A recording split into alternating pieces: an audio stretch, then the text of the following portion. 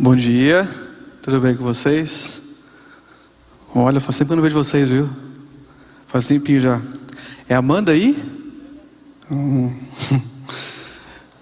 Nossos fiéis frequentadores. Tudo certo com vocês? Olha, eu sempre digo aqui que eu nunca fui muito fã de acordar cedo no fim de semana. Eu acho que ninguém em sã consciência é muito fã disso. E especialmente quando era criança, no domingo de manhã, meus pais iam para a escola bíblica dominical. Eu acho que, como quase toda criança, não consegue enxergar um sentido para as coisas, né? Ele é muito mais movido a fazer as coisas e pensar de tais formas do que ela mesma concluir num movimento autônomo, vamos dizer assim. Então eu chegava na igreja, ouvia aquele monte de coisa. Estou falando de quando eu tinha 5, 6 anos de idade. Não entendia bolhufas.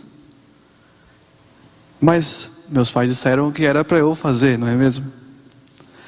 E hoje se inverteu, porque se é de manhã, se é à tarde ou se é à noite, o que interessa é a utilidade do período, né? Porque pode ser que eu deixe de receber algo de manhã que eu pense que possa receber outro dia, mas não vou receber, né? Por causa de uma necessidade emocional imediata, de preguiça ou de algo assim, né? Então é sempre um prazer estar aqui com vocês. Eu estive em viagem essa última semana, fui visitar os parentes no interior, coisa boa. E agora voltamos à vida real, concreta, como ela sempre foi e sempre será, não é? Tem gente que passa por aquele luto inicial quando volta de viagem, né? Bom, eu quero que vocês já de antemão abram as escrituras de vocês, você que está aqui, você que está em casa, por gentileza, em Jeremias 2, Jeremias capítulo 2, versículo 11. Jeremias 2, 11. Está aí, ó. Eu vou ler aqui em outra versão, mas é a mesma coisa. Talvez seja a mesma. Vamos lá. Houve alguma nação que trocasse os seus deuses, posto que não eram deuses? Ou seja, vocês conhecem alguma nação que começou a adorar deuses que eram falsos, né? Todavia, o meu povo, diz o Senhor, trocou a sua glória por aquilo que é de nenhum proveito, que é inútil. Ele trocou o que é importante por aquilo que é inútil. Espantai-vos disso, ó céus, e horrorizai-vos. Ficai estupefatos, diz o Senhor. Ele explica isso. Porque 2 males, 2 crimes, algumas versões trazem, cometeu o meu povo. Primeiro, a mim me deixaram um manancial de águas vivas. E segundo, cavaram para si cisternas rotas, que não retém as águas. Rotas aqui é rachada, que tem furo, né? Cisterna, como todo mundo deve saber, é uma espécie não é a mesma coisa, mas é uma espécie de caixa d'água, né? Onde se armazena a água. E Deus falou: existem 2 erros criminais, capitais, que o meu povo cometeu contra mim e contra eles mesmos, porque toda ofensa contra Deus é uma ofensa contra nós mesmos. Não é uma questão moral apenas. Se eu adulterar minha esposa, por exemplo, eu não estou traindo a confiança de Deus, eu estou traindo a minha confiança, estou traindo o meu coração. Porque o pecado é, acima de tudo, um erro, uma imperfeição, um erro de percurso, justamente porque é uma ferida, é uma violência contra o meu coração, a minha essência. E Deus disse: primeiro, abriram mão de mim, eu que sou o manancial, a fonte de águas vivas, como Jesus falou. Eu que sou aquilo que dá vida. Eu que sou aquilo que preenche o coração humano, por causa de um preenchimento de consciência. Não é uma plenitude mágica, é uma plenitude real de consciência. Abriram mão disso. Abriram mão de mim, que é a única coisa que pode oferecer alguma constância para eles, existencial. E cavaram para si mesmos, esse é o segundo crime, cisternas rotas, que não retêm águas. Cisternas rachadas, que não mantêm água, não retêm água. Quer dizer, olha só a simbologia de Deus, aqui em Jeremias. Eles abriram mão daquilo que é a água de vida ininterrupta, que nunca cessa, que é perene. E cavaram para si, trouxeram para si, adquiriram, se apropriaram de armazenamentos que são ineficazes, que precisa que sempre se repita aquele movimento de encher a cisterna, encher, porque elas são rotas, elas são rachadas. Entende? A única coisa, a única fonte de vida verdadeira é o próprio Deus. Disso a gente até de boca para fora até admite. E faz uma objeção ao contrário, porque afinal de contas, é feio você dizer que Deus não é Deus. Só que a gente o tempo inteiro faz a mesmíssima coisa. A gente começa a investir em relacionamento, esperar que Ele nos dê preenchimento. A gente começa a investir numa carreira, a gente começa a investir em sonhos e projetos, a gente começa a adquirir bens, a conquistar, a obedecer a nossa sede de poder. E isso na realidade é abandonar a expectativa naquilo que é a fonte incessante de água viva, para construir para nós mesmos armazenamentos de água que sempre tem que ficar repetindo, colocando água, porque é ou não é assim? A gente traça uma meta na nossa vida. Assim que a gente chega lá, a gente vê que não é tudo aquilo, não foi tudo aquilo. É assim que acontece. Só no mundo muito infantilizado que isso não acontece. Mas quem é maduro sabe que seja qual seja a circunstância, nada pode preencher o coração humano. Eu estou mentindo aqui? Logo, se a gente insistir em expectar, em esperar, em depositar expectativa em coisas que não sejam o próprio Deus, que possam supostamente nos preencher, nós estamos preenchendo, entre aspas, cisternas que são rachadas. E são rachadas por quê? Repito, porque a água vaza. Você chega naquela meta, vê que não é tudo aquilo, a água vaza. Você faz o quê? Para ter mais água, tem que encher de novo. A pessoa fica enchendo a vida inteira. E quem não tem a consciência do Evangelho faz a mesma coisa, porque abandonou aquele manancial de águas vivas ininterrupta, que fornece uma consciência sólida para a vida, e passa a depositar em esperanças terrenas, efêmeras, momentâneas, circunstanciais. E você precisa ir de situação em situação, de expectativa em expectativa. Por quê? Porque você está cavando para você mesmo, na sua existência, cisternas rachadas, rotas, que não armazenam água. Eu trouxe isso aqui como base principal, não como conclusão, mas como base reflexiva, porque hoje eu quero falar com vocês sobre, basicamente, a sede do poder que habita todo o coração humano, todo. Nunca não foi assim. Até com o diabo foi assim. O diabo é que foi possuído por um surto de posse, de um surto de poder, e disse assim: não, eu não mais ficarei na situação de ser o segundo, de modo nenhum. Eu quero ser o principal. E foi esse surto de posse, essa sede pelo poder, circunstancial, momentânea, do diabo, que o fez se rebelar, que o fez seguir as suas próprias regras para ser o que ele era. Aqui eu já peço que você trace um paralelo com a gente, que a gente faz isso o tempo inteiro. Nunca não foi assim. Eu quero trazer, mais ao final, a resolução para esse conflito, que é sempre ocasionado por essa sede de poder em tudo que a gente faz. Porque toda angústia vem da sede pelo poder. Toda angústia humana, grave isso, vem da sede pelo poder, toda. E o engraçado é que isso acontece desde antes do pecado entrar no mundo. Isso é interessante. É interessante. Porque Adão no jardim sentiu solidão. Deus olhou e falou: não é bom que o homem esteja só. É interessante demais isso, é para se pensar. Nunca não foi assim. O homem sempre teve a sua procura pelo poder, procura pela satisfação. A questão é que depois do pecado, uma palavra passou a ser, vamos dizer assim, o carro-chefe. passou a ser a palavra de ordem da nossa essência, depois do pecado. E essa palavra de ordem passou a ser o quê?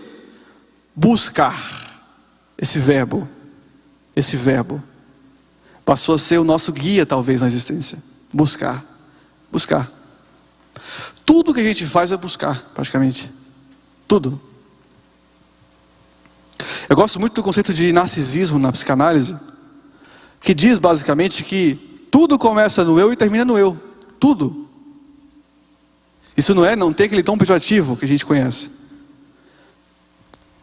Todos são narcísicos, mas nem todos são narcisistas, são coisas muito diferentes. Quer ver um exemplo? Quando você é generoso com alguém, você pensa estar fazendo para outra pessoa, mas na realidade você está obedecendo uma ordem mental que é sua. Ajude aquela pessoa. Ajude, faça o bem. Mesmo que você não queira, existe alguma parte que te convenceu de que é melhor que você faça, mesmo que não queira. Até quando você é caridoso com alguém, você está obedecendo uma parte de você mesmo que te diz, faça.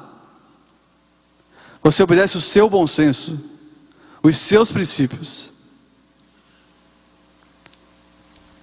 Nesse sentido, todos são voltados para si mesmos. E não tem como escapar disso, ainda mais depois do pecado. A questão é que nós estamos nos tornando cada vez mais narcisistas.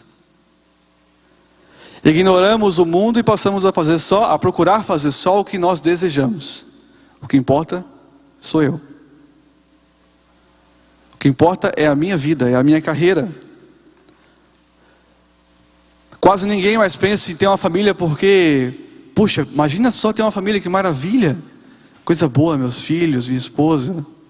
Hoje em dia quase todo mundo pensa o seguinte: eu quero ter família por quê? Porque socialmente eu ser solteiro é uma desgraça. Não posso. Então eu tenho que obedecer essa regra que está para além de mim e que me forja o tempo inteiro.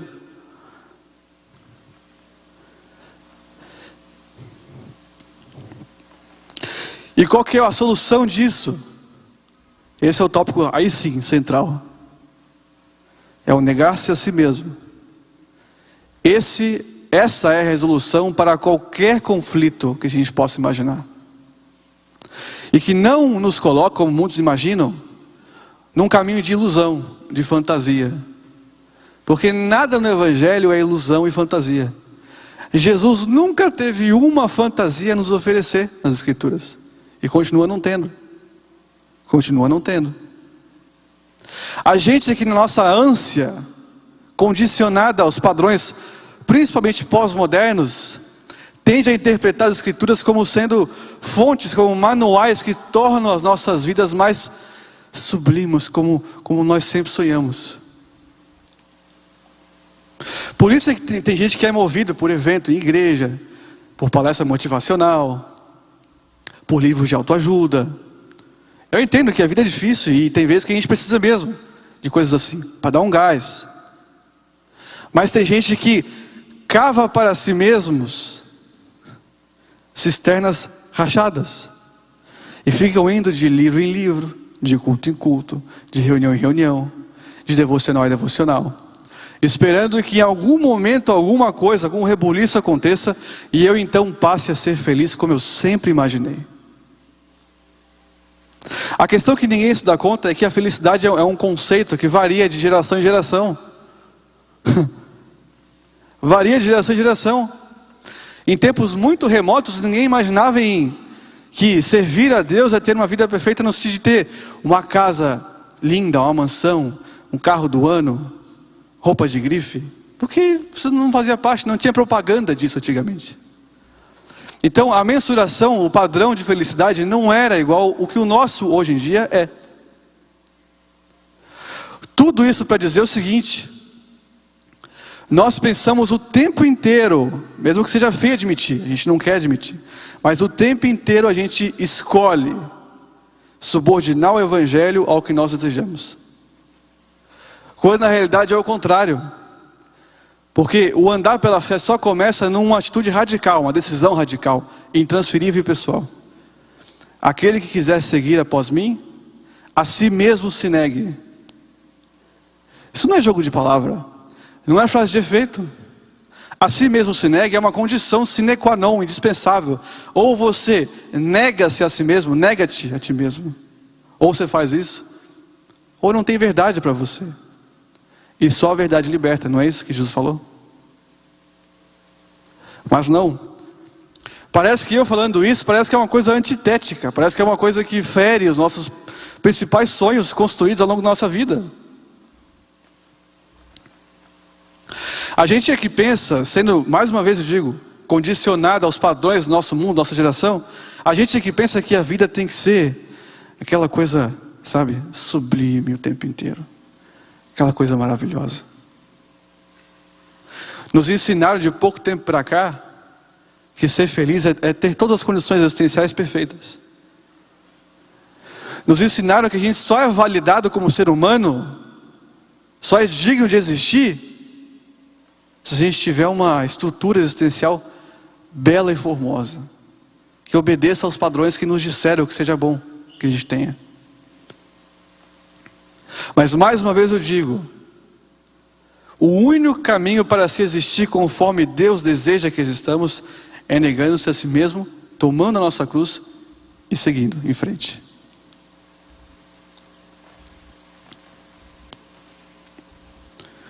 Nunca na história humana nós nos identificamos tanto com nós mesmos. Isso é esquisito, eu sei, pode parecer estranho.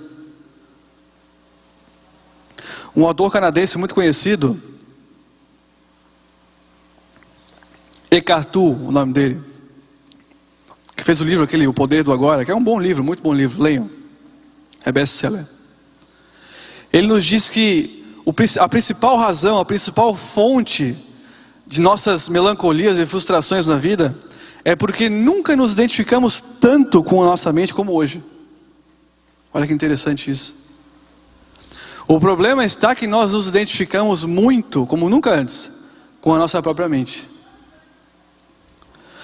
Nossa própria mente, através de emoções, sentimentos e pensamentos, tenta nos condicionar o tempo inteiro a sermos, a fazermos, a pensarmos, a nos portarmos. É ou não é assim? Tem gente que se julga o dia inteiro. Eu não posso, sou fraco, eu não consigo, eu sou isso, eu sou aquilo, eu sou feio, eu sou não sei o quê. O dia inteiro. O eu contra o eu. Mas quem é que dá as informações para esse eu, para ele mesmo se julgar? Ele mesmo. É uma luta retroalimentar do eu contra o eu mesmo. Essas informações vêm da nossa mente, nossos pensamentos, emoções e sentimentos. Quanto mais a gente se identificar com a nossa mente, mais a gente estará perdido. Perdido. Por acaso o que está escrito na escritura é o seguinte, por acaso é o seguinte: desde sempre e para sempre o meu justo viverá pelos seus pensamentos. É assim que está escrito? Desde sempre e para sempre o meu justo viverá pelas suas emoções. É assim que está escrito? Pelas suas intuições, talvez? Não também. Pelas suas suposições? Não.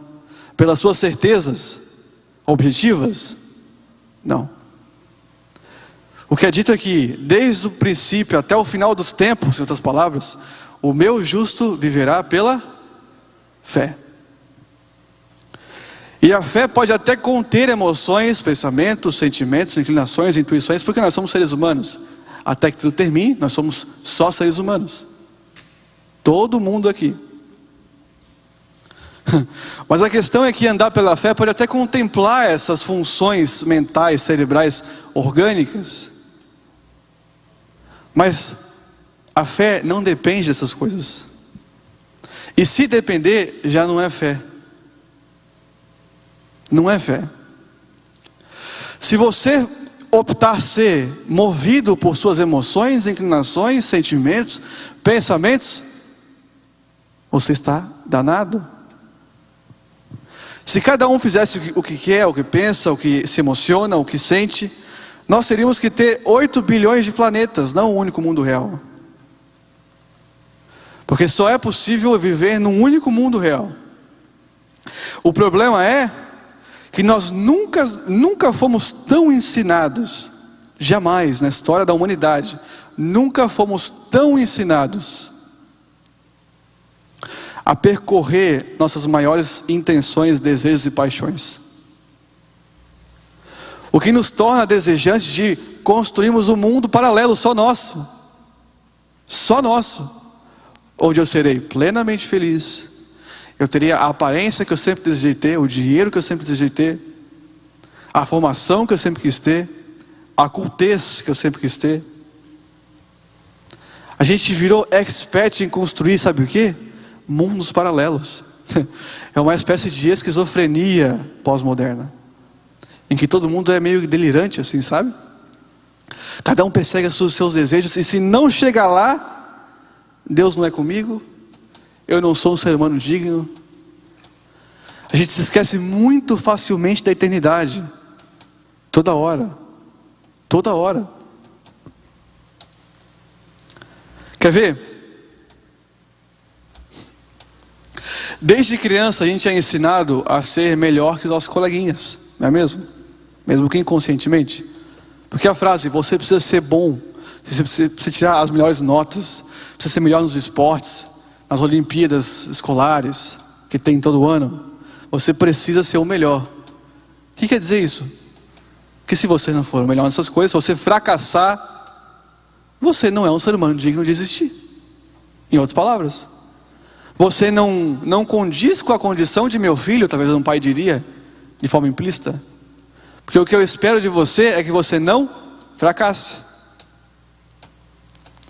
Nós somos ensinados, e não de muito tempo para cá não, vamos dizer da segunda revolução industrial para frente, em que a noção de emprego foi criada, e consequentemente de disputas por espaço no mundo. Isso é de 1860 para cá, não é muito tempo de lá para cá. Quer ver outro exemplo? A mídia nos ensina que se nós não conseguimos condizer nossa estrutura existencial a uma estrutura fundamentada em obtenções e obtenções, e conquistas, e lugares de pódio, nós não seremos validados enquanto seres humanos. Eu estou mentindo aqui? Nós somos cada vez mais condicionados a uma noção de felicidade que nunca foi a noção de felicidade da Bíblia. Pelos nossos conceitos de felicidade e de cumprimento de desejos que a gente tem, ninguém das Escrituras foi plenamente feliz. Ninguém. Qual dos profetas obedeceu aos nossos conceitos de felicidade? Se diz, Abraão foi um cara extremamente rico, o maior da sua época. Mas isso foi escrito por um homem que perto de Abraão era miserável.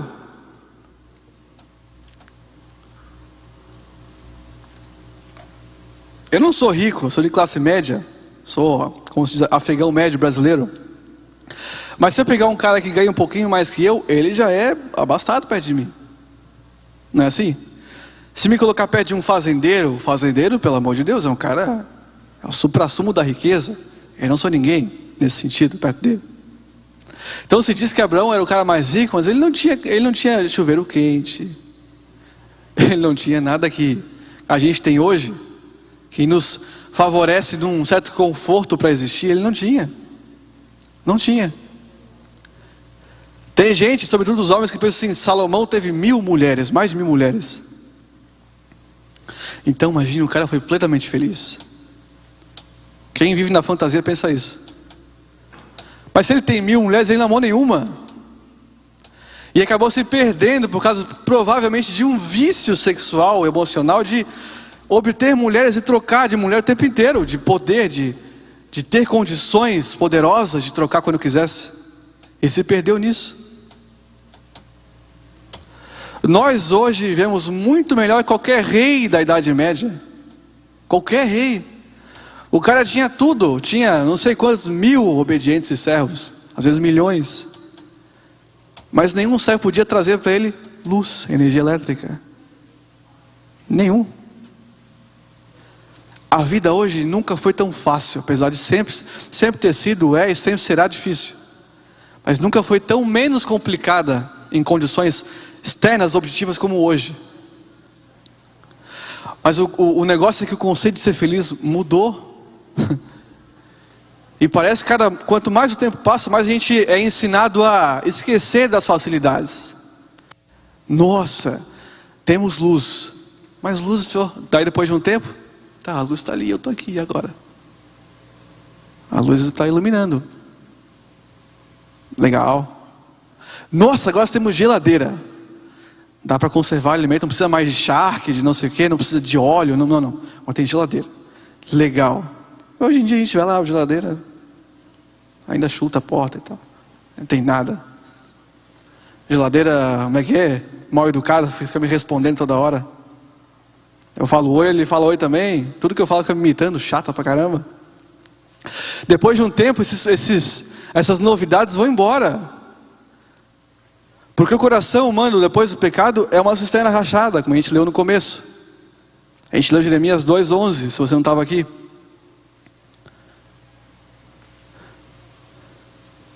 O que prova mais uma vez, como se a própria vida não provasse o tempo inteiro, mas a gente se esquece disso, né? Mas o que prova mais uma vez que a gente depender de nossas disposições mentais para ser feliz, a gente está danado. Porque a única coisa que é capaz de oferecer para nós uma constância de consciência, porque felicidade é isso, é o Evangelho. Porque ser feliz é muito mais uma disposição consciente, baseada naquilo que é a verdade dos fatos, que é encarnada em Jesus Cristo de Nazaré. Isso é felicidade. Felicidade é paz de consciência. Felicidade é liberdade de consciência, sem amarra. Não é empolgações circunstanciais momentâneas, que podem vir e tomara que venham no processo. Quem é que não gosta de se alegrar? Todo mundo gosta de se alegrar. Mas nos ensinaram que a alegria tem que ser perene, para que nós possamos nos auto-observar e concluir: eu sou feliz. E aí, quanto mais o tempo passa, mais nós nos tornamos intolerantes ao fracasso. Eu não posso fracassar. O lema pós-moderno é: faça só o que lhe dá na telha, o que te faz feliz. O que importa é te fazer feliz. E a gente vai pouco a pouco se tornando cada vez mais intolerantes à imperfeição, ao fracasso. Essa sede de poder sempre esteve em nosso coração, desde Adão, desde Eva. O diabo também tinha isso, inquieto por conseguir alcançar um lugar de trono em relação a Deus. E não adianta, toda vez que algum ser, seja angelical como o diabo, ou seja humano como nós, meros mortais, toda vez que um ser é regido, escolhe, opta a ser regido por desejos pessoais, por uma sede de poder pessoal, nunca termina bem. Nunca termina bem. O cara pode até chegar lá, mas se ele esperar que ser feliz dependa de eu conseguir satisfazer as minhas vontades e inclinações, da próxima vez a alma dele fala o seguinte: ou você chega lá de novo, ou igualmente ou mais forte, ou você não é digno. Aí você se frustra cada vez mais. A questão aqui não é parar de buscar a felicidade assim, nesse sentido de fazer o que quer, o que deseja. Não, isso é importante.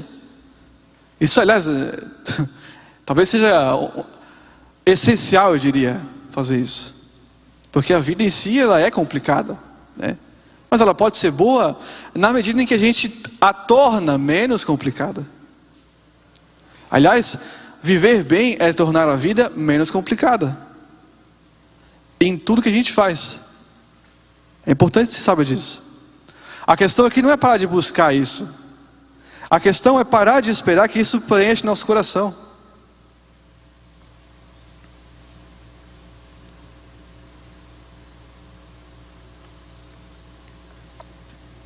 Se você parar e analisar, fazer um exercício de análise das pessoas hoje em dia, por exemplo, na igreja, na própria igreja, no nosso contexto, a gente vai observar, se a gente souber observar atentamente, que a maior parte de orações que a gente faz é tentando condicionar a vontade de Deus a uma vontade que na verdade é da nossa geração. Nossas principais orações mais desesperadoras, vamos dizer assim, que a gente faz em relação a Deus, é quase que implorando que Deus se rebaixe aos conceitos pós-modernos que a gente tem. Porque nós não sabemos lidar com aquilo que não é sucesso na nossa cabeça. A gente só se julga filho de Deus se Deus não permitir que alguma imperfeição nos acometa, alguma doença nos acometa, alguma perda nos acometa, alguma crise nos acometa. Em outros termos, ninguém quer, aliás, todo mundo quer crescer, mas ninguém quer sofrer. Só que esqueceu de ensinar para a gente que o único caminho para o crescimento é pela contradição da vida. Não existe outra.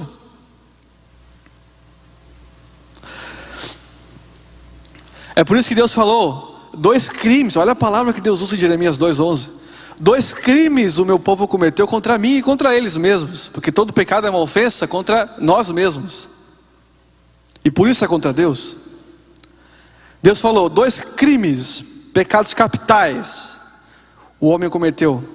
Primeiro, abrir mão de mim, eu que sou o manancial, a fonte de água que jamais para de jorrar, que dá vida incessantemente.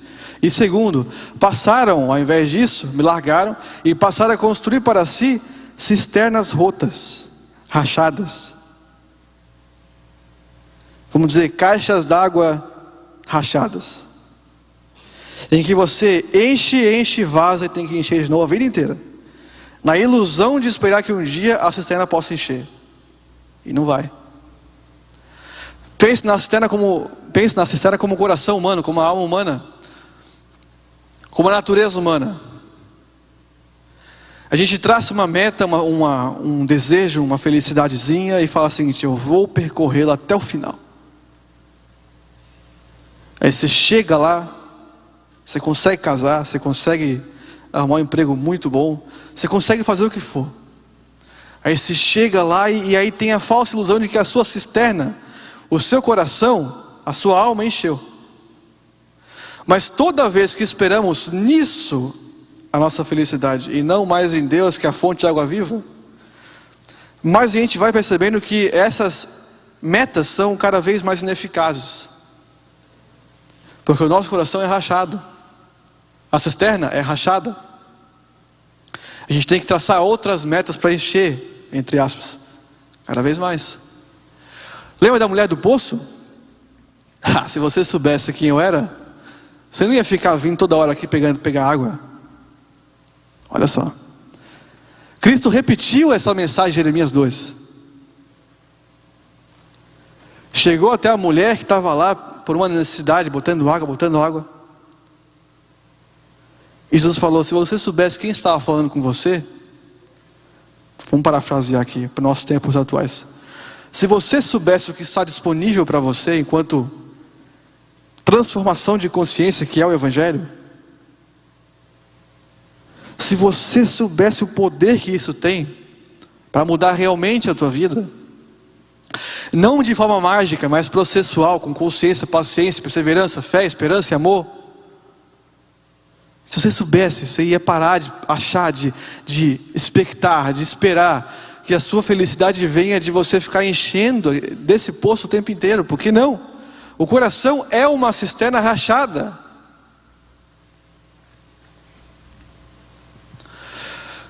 Só que o mundo hoje nos ensinou que nós não somos bons o suficientes.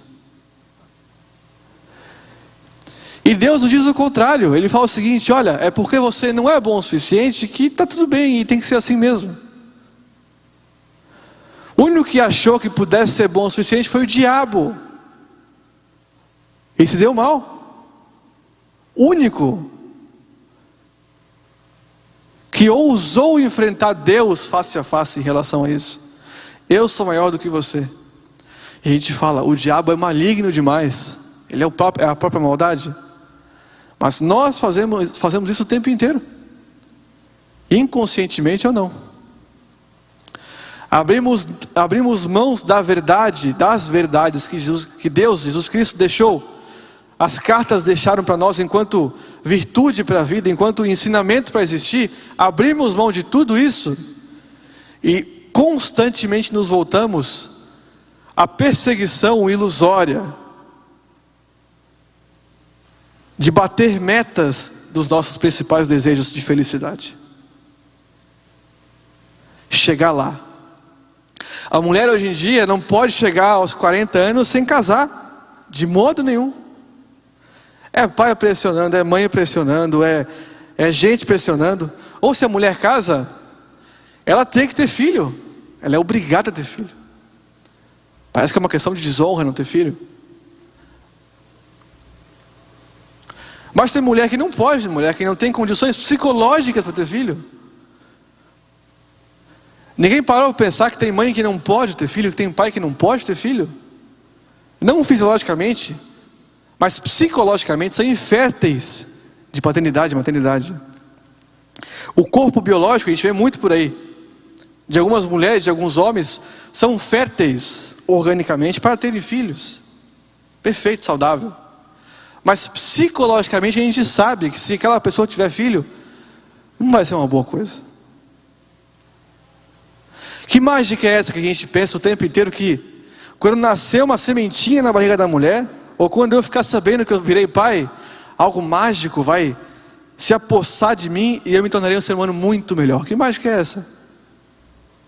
Que mágica é essa que a gente pensa que se eu não consigo me dar bem com a minha mãe, com o meu pai, com o meu sobrinho, com o meu priminho, que mágica é essa que me diz que eu não consigo me relacionar com a minha família e vou achar alguém especial romanticamente que vai me transformar por inteiro e eu vou ser o cara mais aberto, amoroso, especial e feliz do mundo? Que mágica é essa que nos ensinaram? Eu fico vendo gente descrevendo os seus empregos e fico, meu Deus, a pessoa está falando de um encontro amoroso? Não está falando de um emprego. Eu posso parecer duro aqui, eu sei. Posso parecer duro. Mas é como Jesus falou depois de pregar duramente. Todo mundo foi embora, lembra disso? Todo mundo se afastou, foi embora. Aí ele olhou para os discípulos e falou assim: querem ir vós também? Se vocês não aceitam as verdades que eu tenho a ensinar, e Jesus não tinha nenhuma ilusão a nos ensinar, porque a verdade é que liberta.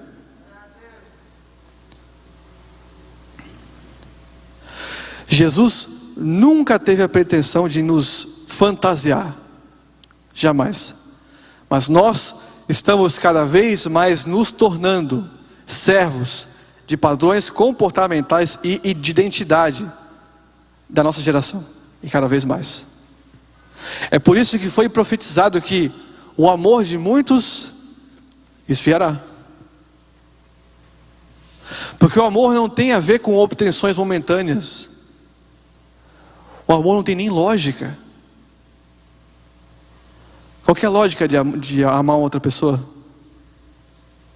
Se perguntar para um marido, se a mulher que adora fazer isso, né? Perguntar para o marido, você me ama? A mulher adora fazer isso, ama fazer isso. Impressionante. Aí o cara responde, claro amor, amo sim. Aí se hipoteticamente ela perguntar, mas por quê?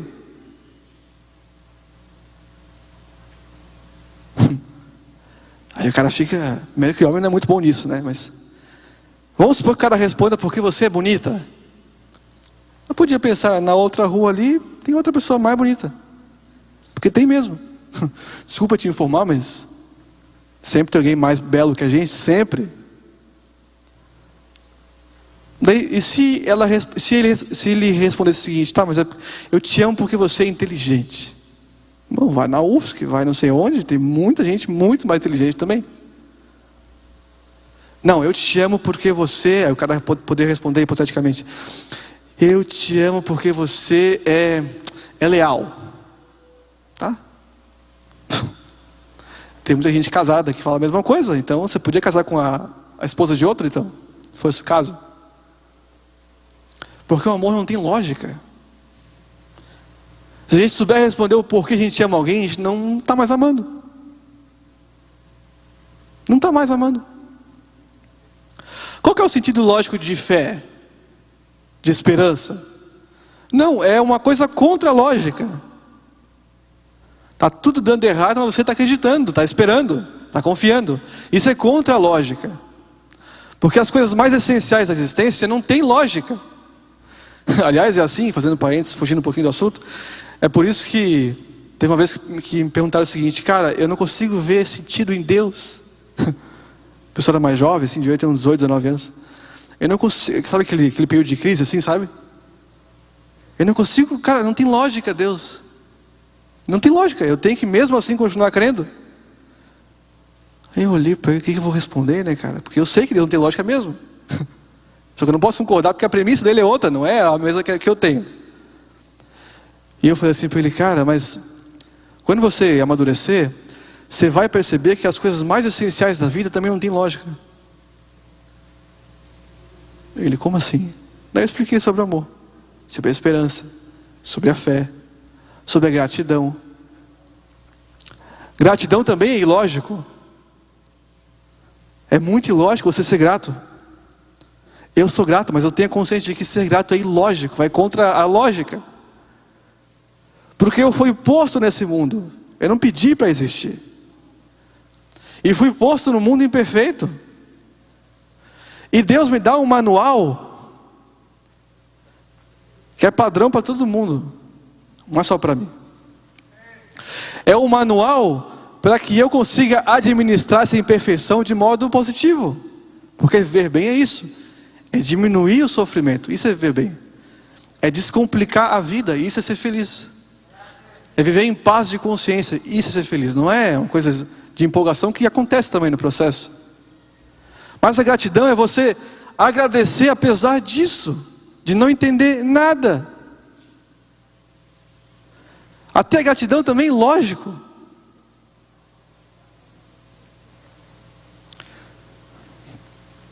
Só que nos ensinaram que só o que vale a pena é o que me faz bem, é o que me faz feliz. A lógica mundana é sempre linear demais.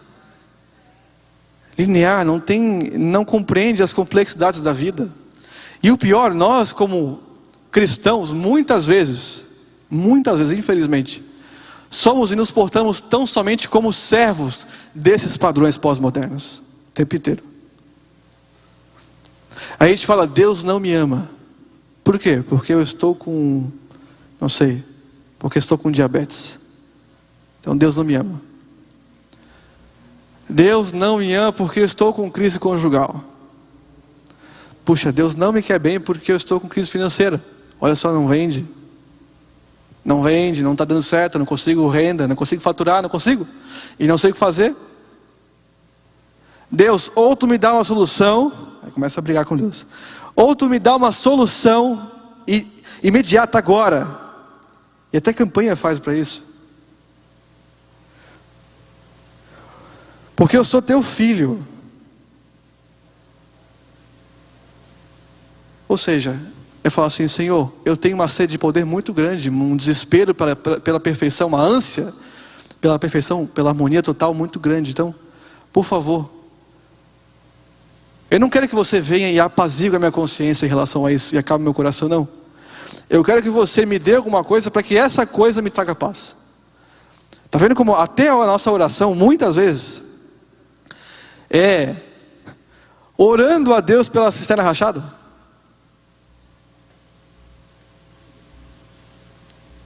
Isso é de se pensar. A gente não ora mais aquelas coisas que são essenciais, que são do Evangelho. Porque se Cristo ensinou o Pai Nosso, é porque tem oração que não é verdadeira, que não pode, que é errada. A gente não conhece o Evangelho, a gente não lê, não se apropria, não vive por consequência.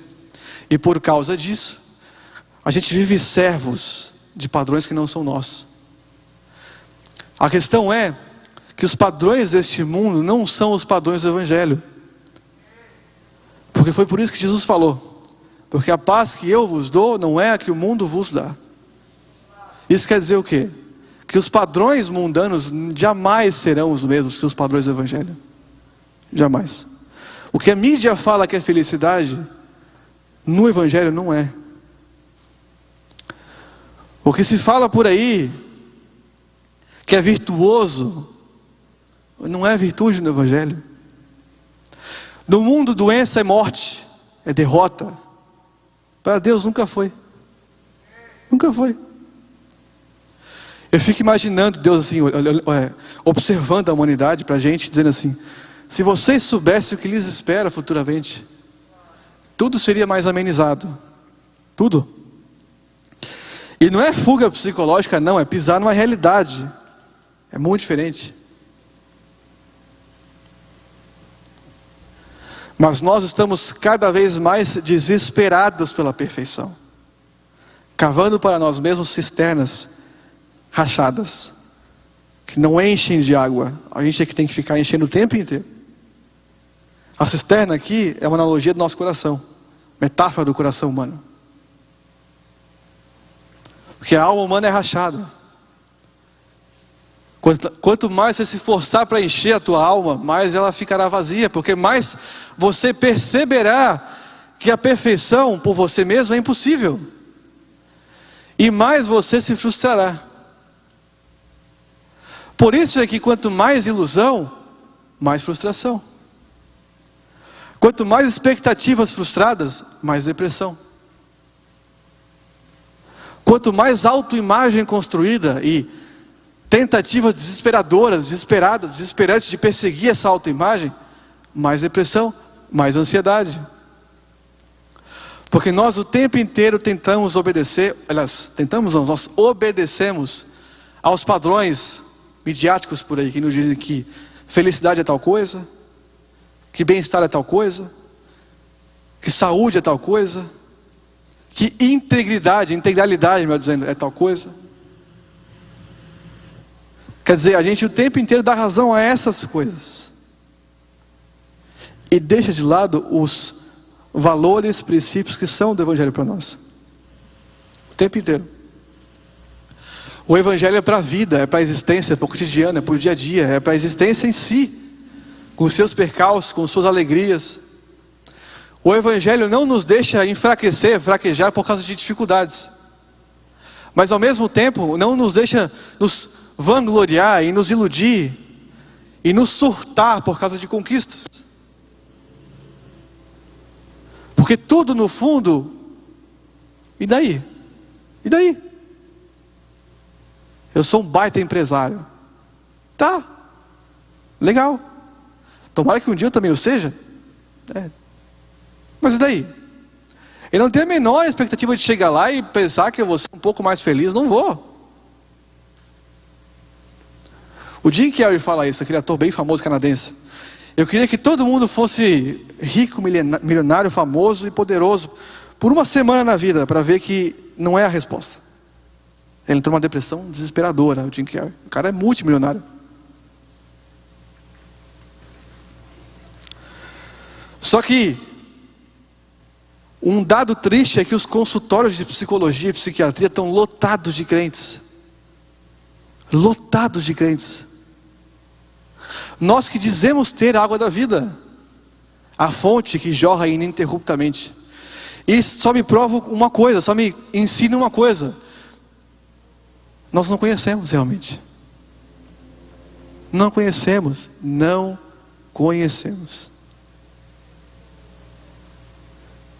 Quem em sã consciência, eu já estou terminando, quem em sã consciência pode, que esteja condicionado aos valores de felicidade pós-modernos, que leia, por exemplo, o Sermão da Montanha e diga: nossa, Jesus Cristo é o cara, é essa a felicidade que eu quero.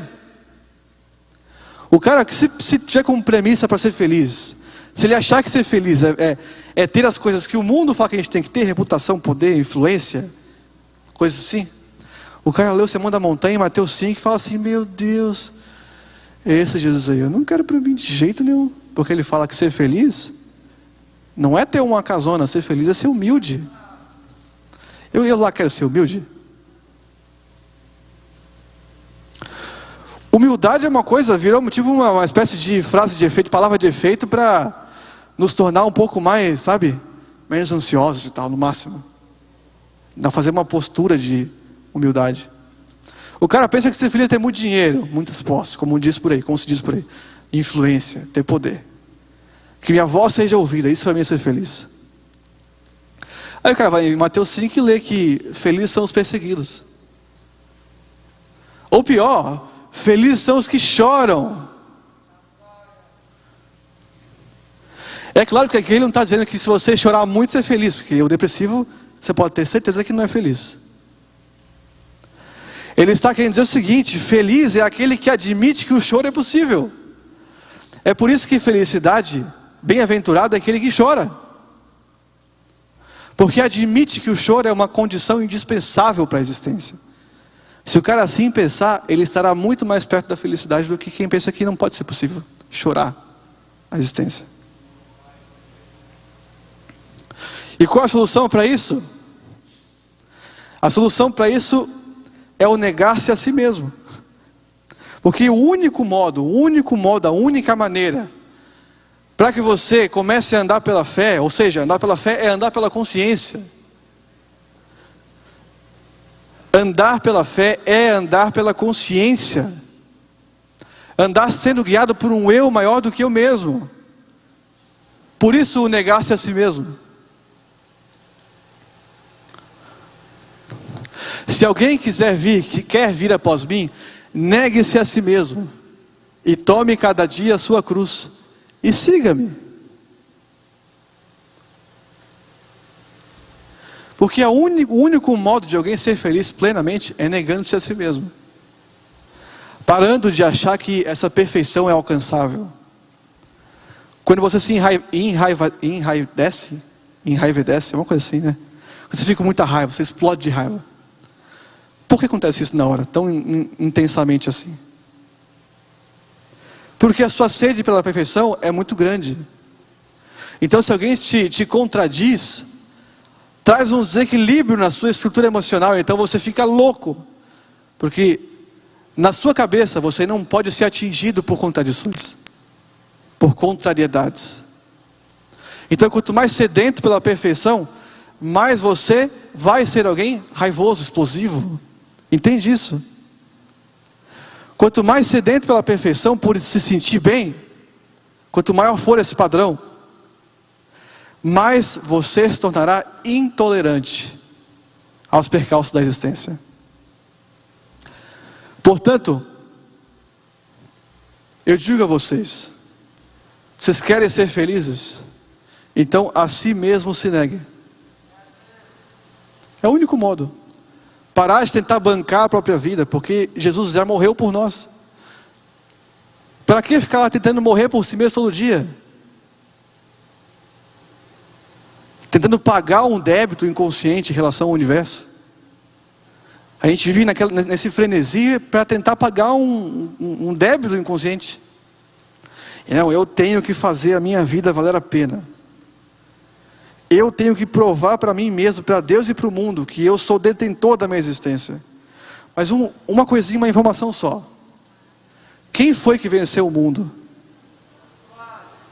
Jesus Cristo venceu o mundo. Não sou eu que vou vencer o mundo. Não é você que vai vencer o mundo. A pergunta então final, e eu termino aqui, é a seguinte: por que nós nos tornamos, e queremos isso, tão servos de padrões de nossa geração? Por quê?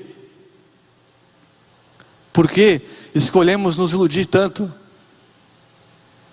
Por que esperar que chegando lá, naquele lugar que a gente sempre imaginou, lá seremos felizes?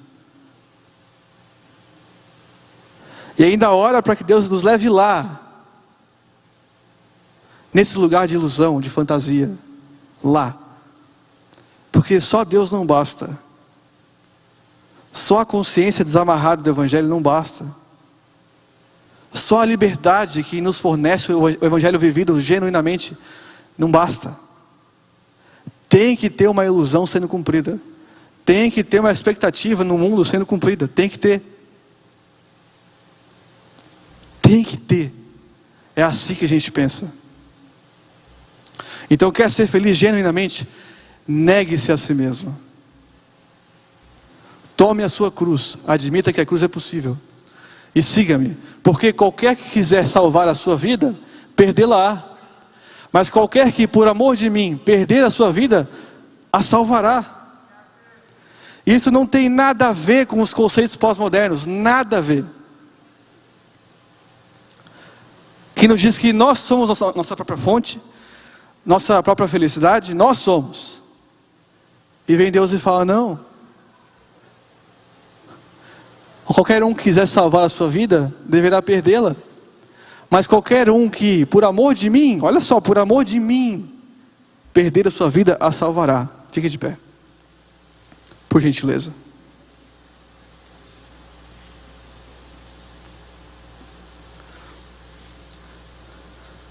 Nunca se esqueça de que a felicidade é um estado de paz de consciência. Não é chegar lá. Não é conseguir alcançar o pote de ouro no fim do arco-íris. Não. A felicidade está no agora. Gente, não existe nada mais próximo da eternidade do que o momento. Você conhece algo mais próximo da eternidade do que o momento? Só o que a gente tem é o momento. Mais nada. A gente que foi ensinado e é cada vez mais a viver no futuro. Cada vez mais. Nesse frenesi.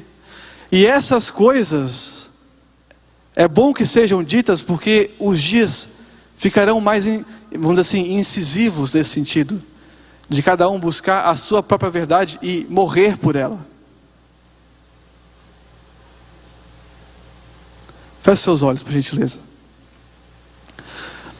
Senhor Deus, nós estamos aqui, Senhor, sobretudo, acima de tudo, para que o Senhor nos ensine. Nós estamos implorando a você, que o Senhor, pouco a pouco, processualmente, nos ensine a viver com liberdade, com consciência.